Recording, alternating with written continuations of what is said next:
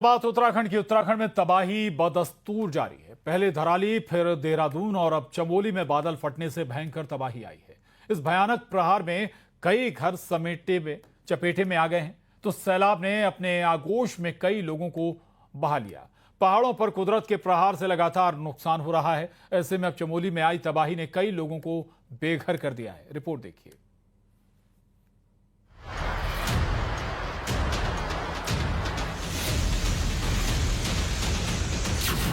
पहाड़ पर बादल फाड़ प्रहार।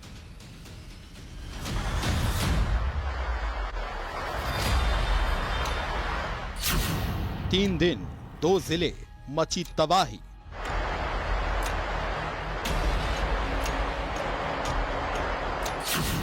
देहरादून के बाद चमोली में आफत।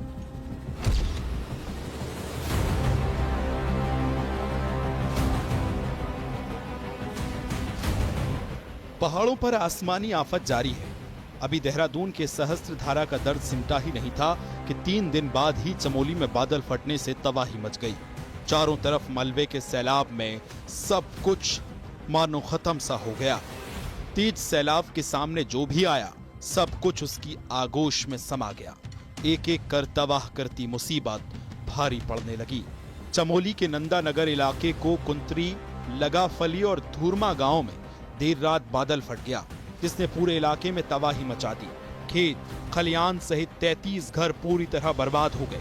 प्रशासन की माने तो 14 लोग लापता हैं, जिनमें कुंतरी, लगाफली गांव और धूरमा गांव के लोग लापता हैं, जबकि 200 लोगों को सुरक्षित निकाला गया है।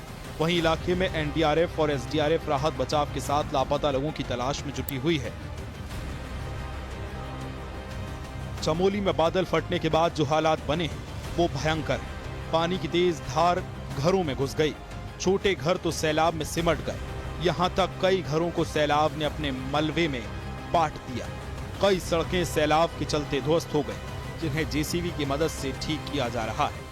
नंदानगर घाट क्षेत्र की पहली तस्वीर न्यूज़ 18 पर आप देखिए किस तरीके के हालात बने हुए हैं। इस समय हम सेरा गांव के पास मौजूद हैं और ये घर देखिए, पूरे बाढ़ के हालात में इस समय घर पूरा क्षतिग्रस्त हो गया है।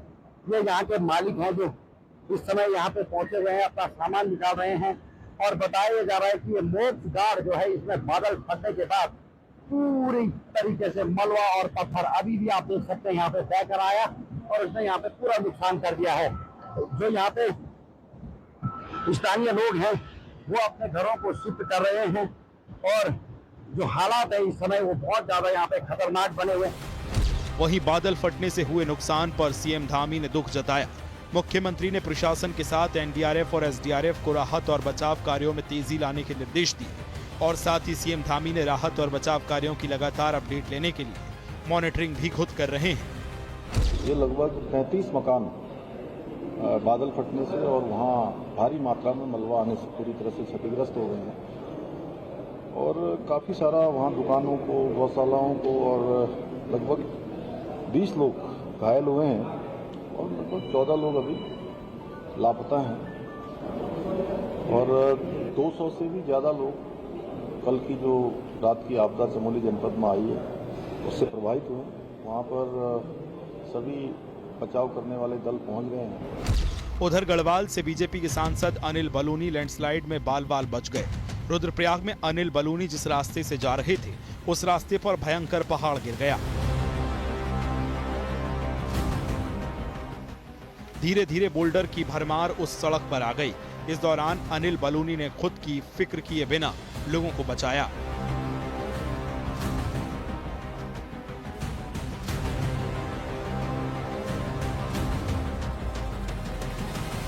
विकास नगर में कालसी चक्राता सड़क पूरी तरह से बंद हो गई। चापनू मोड़ के पास पहाड़ का हिस्सा टूटकर सड़क पर आ गया। सड़क बंद होने से गाड़ियों की लंबी लाइन लग गई। वहीं प्रशासन की टीम सड़क खोलने में जुटी हुई है, लेकिन बार बार हो रही बारिश से काम में दिक्कतें आ रही हैं। 3 दिन पहले ही देहरादून में सहस्त्रधारा में बादल फटने से तबाही मची थी और अब चमोली में इस भयानक प्रहार ने लोगों के दर्द को और बढ़ा दिया है। Bureau report, news 18 UP Uttarakhand. एक तरफ उत्तराखंड है और दूसरी तरफ एमपी में एक बार फिर बारिश का दौर शुरू हो गया है। बुरहानपुर में भारी बारिश से जनजीवन अस्त व्यस्त हो गया। हर तरफ पानी ही पानी है। वहीं हरदा में भारी बारिश की वजह मटकुल नदी उफान पर है। यहां रपटा और पुल के ऊपर से पानी बह रहा है। उज्जैन में भी बारिश की वजह से शिप्रा नदी का जलस्तर बढ़ गया है। घाटों पर 4 फीट तक पानी ही पानी है। मंडला में पानी की तेज बहाव में जीजा साले बह गए, जिसमें जीजा की मौत हो गई। ये 4 तस्वीरें आपके टीवी स्क्रीन पर। मध्य प्रदेश में एक बार फिर से बारिश का सीजन शुरू हो गया है और उसका असर शहरों में पुल पुलियों में नजर आ रहा है। ये देख सकते हैं आप तस्वीरें, जहां से नदियां गुजर रही हैं वहां पर घाटों पर पानी ही पानी है।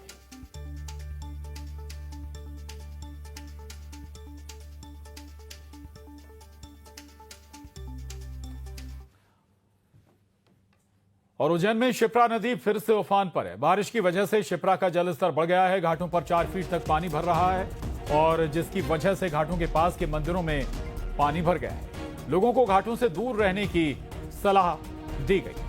तो लगातार हो रही बारिश के बाद शिप्रा नदी उफान पर है। इसकी तस्वीरें देख सकते हैं आप।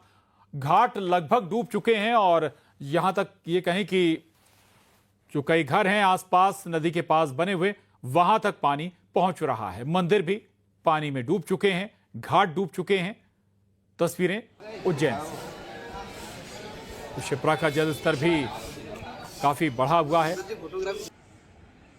और उसके बाद की ये तस्वीरें आपके टीवी स्क्रीन पर। जो तट पर बने मंदिर हैं वो लगभग पूरी तरह से पानी पानी।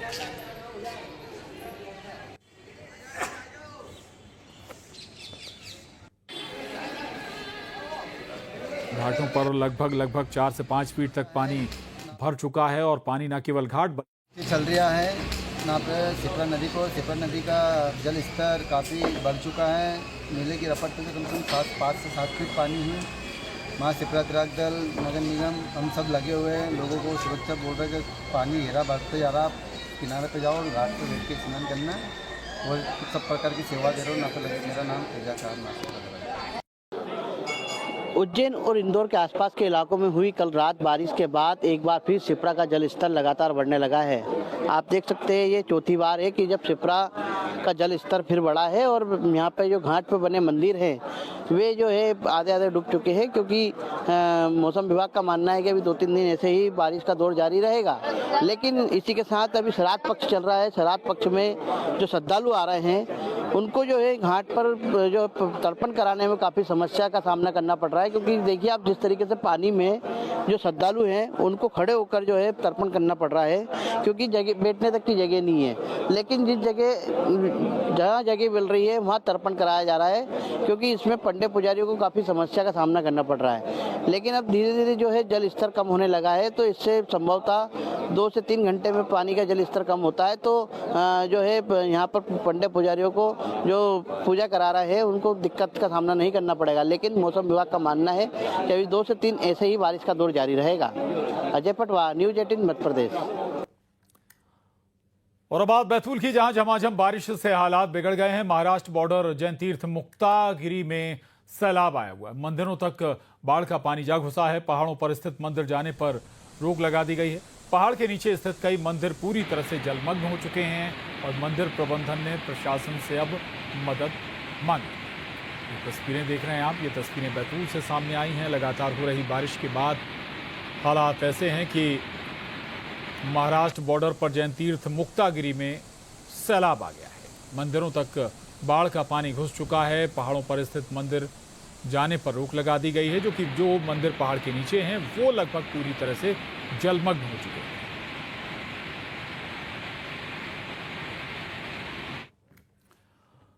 इधर हरदा जिले में अचानक हुई तेज बारिश से ग्रामीण इलाकों में नदी नाले उफान पर आ गए। कोकरावद गांव में मटकुल नदी के उफान पर होने से रफ्ता के ऊपर से पानी बहने लगा। इस दौरान इसी रफ्ते से गांव के स्कूली बच्चे पार हुए। कहीं मगरधा रोड पर आवागमन बंद हो।